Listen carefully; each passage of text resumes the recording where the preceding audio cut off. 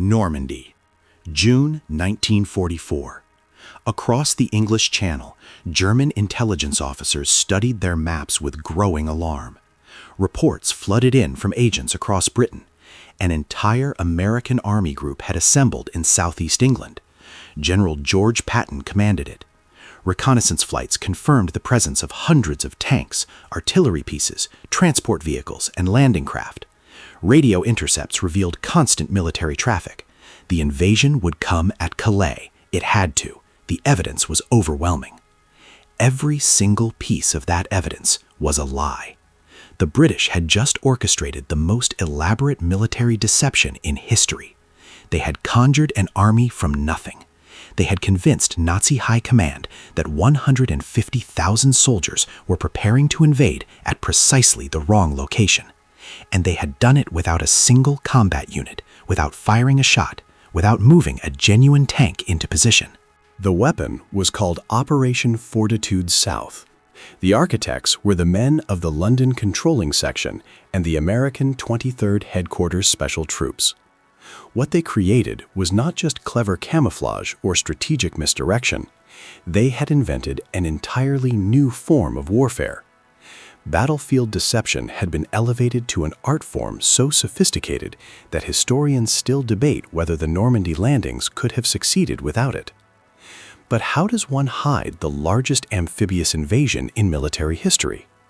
How do you convince an enemy to look in the wrong direction when their survival depends on looking in the right one? Britain had learned painful lessons about German intelligence capabilities. The Dieppe raid of 1942 had been a bloodbath, partly because German forces had advance warning. Security breaches plagued every major operation. By 1943, Allied planners understood a brutal truth. The Germans would discover the invasion was coming. The question was not whether they would know, but where they would expect it. The answer lay in understanding German military doctrine. Hitler and his generals believed in the principle of the shortest route. An invasion must strike where the channel was narrowest, where air cover could be most effective, where supply lines would be shortest. Every principle of military logic pointed to the Pas-de-Calais region. Just 21 miles of water separated Dover from Calais. A thrust there would be the dagger aimed at Germany's heart. Allied planners decided to confirm the enemy's assumptions, make them believe what they already wanted to believe, let them commit to defending the wrong coastline, whilst the real assault went in 150 miles west at Normandy. Lieutenant Colonel David Strangways led the British deception effort. His background was in field intelligence, not theater production. Yet what he designed with his American counterparts was pure performance art.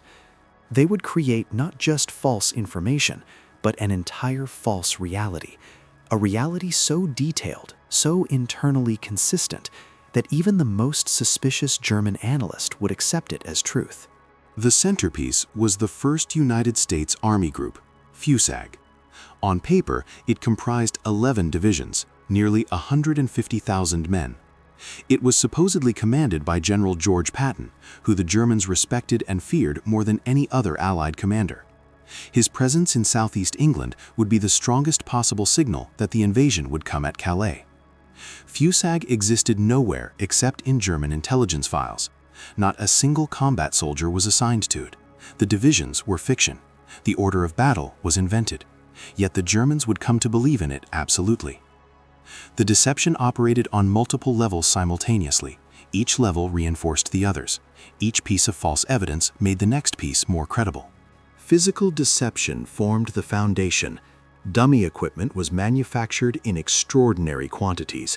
These were not crude props that would fool no one. British and American engineers created inflatable tanks that looked authentic from the air. Rubber and canvas constructions with correct dimensions, proper spacing, appropriate camouflage netting. From reconnaissance altitude, they were indistinguishable from genuine armor. 250 dummy landing craft were positioned in harbors across southeast England. These were constructed from scaffolding, canvas, and painted wood. They cast proper shadows. They displaced water correctly. Photographs taken by German reconnaissance aircraft showed exactly what planners wanted them to show: a massive invasion fleet assembling opposite Calais. But visual deception alone would not convince German intelligence. Modern warfare relied on signals intelligence. Radio traffic analysis had become decisive in determining enemy intentions and capabilities. The wireless deception was masterful. Operators transmitted hundreds of fake messages daily, not random noise, but carefully scripted communications that mimicked genuine military radio procedures. Supply requests, personnel transfers, weather reports, training schedules, movement orders, all the mundane administrative traffic of a real army preparing for combat. The transmissions followed proper protocols, used correct call signs, displayed appropriate volumes of traffic for units of various sizes. German listening posts intercepted them. Their analysts plotted the locations, drew conclusions about unit dispositions, reported upward that an entire army group was assembling in Kent and Sussex. Visual and electronic deception created the skeleton of FUSAC, but the operation needed flesh. It needed human intelligence to make it real. Double agents provided that crucial element. Britain's double-cross system had achieved something unprecedented. MI5 had captured every German agent sent to Britain, every single one. Some had been executed, most had been turned. They now worked for British intelligence, whilst the Germans believed them to be loyal.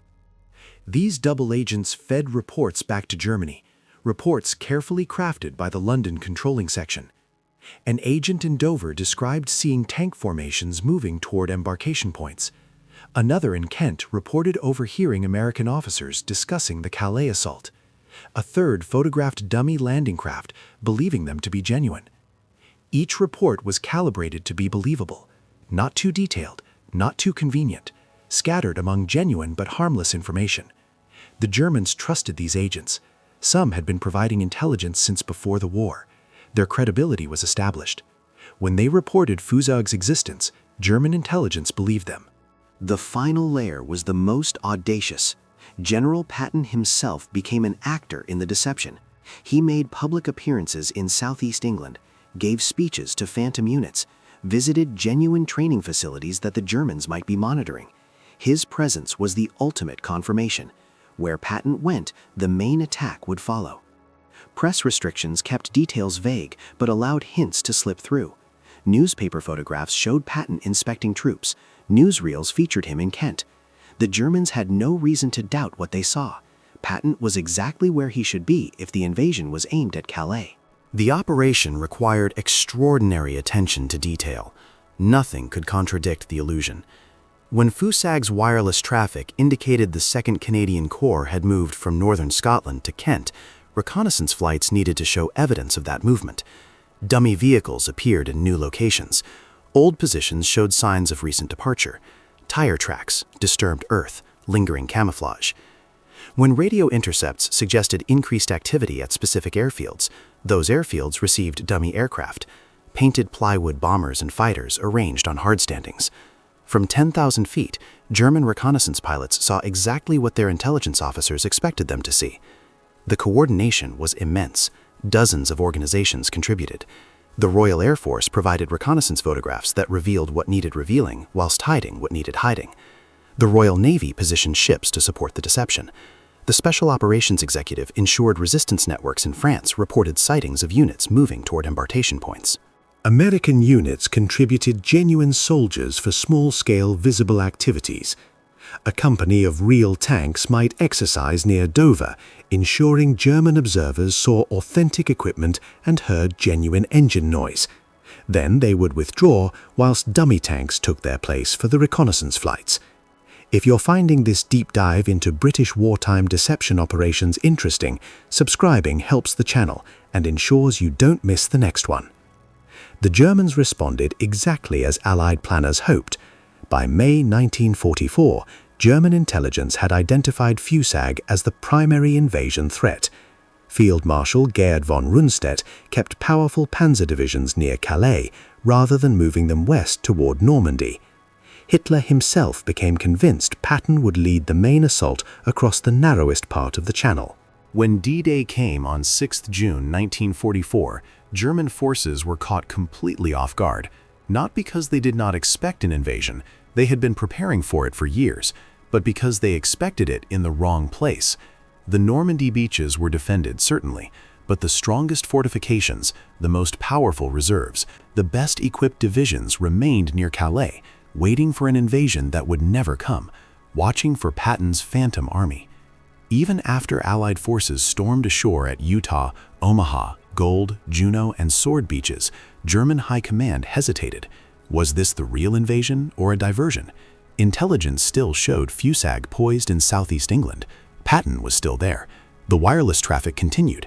Agents reported no change in the massive force opposite Calais. For critical weeks after D-Day, German commanders debated, should they commit reserves to Normandy or hold them for the expected Calais assault? That hesitation was fatal. By the time German leadership accepted that Normandy was the main invasion, Allied forces had established an unshakable beachhead. Fusag continued its phantom existence into July. Wireless traffic persisted, dummy installations remained in place, double agents filed reports of continued preparations. The deception tied down German divisions that might have been decisive in Normandy. The 15th Army, sitting opposite Calais, remained there whilst desperate battles raged to the west. The operation's success exceeded even optimistic predictions. Post-war interrogations revealed just how completely German intelligence had been deceived. Senior officers described their certainty that Fusag was real. They had seen the evidence: reconnaissance photographs, radio intercepts, agent reports, all pointing to the same conclusion. Some German intelligence officers had raised doubts. The volume of dummy equipment seemed suspiciously high. Certain radio procedures seemed inconsistent, but these concerns were dismissed. The weight of evidence was too great. Besides, the Allies surely could not maintain such an elaborate deception for so long. The costs would be prohibitive, the coordination impossible. They were wrong on both counts. The actual resources committed to Operation Fortitude South were modest compared to what they achieved. Several hundred personnel created the illusion of 150,000 soldiers. A few million pounds worth of rubber, canvas, and timber equipment substituted for billions of pounds worth of genuine armor and artillery.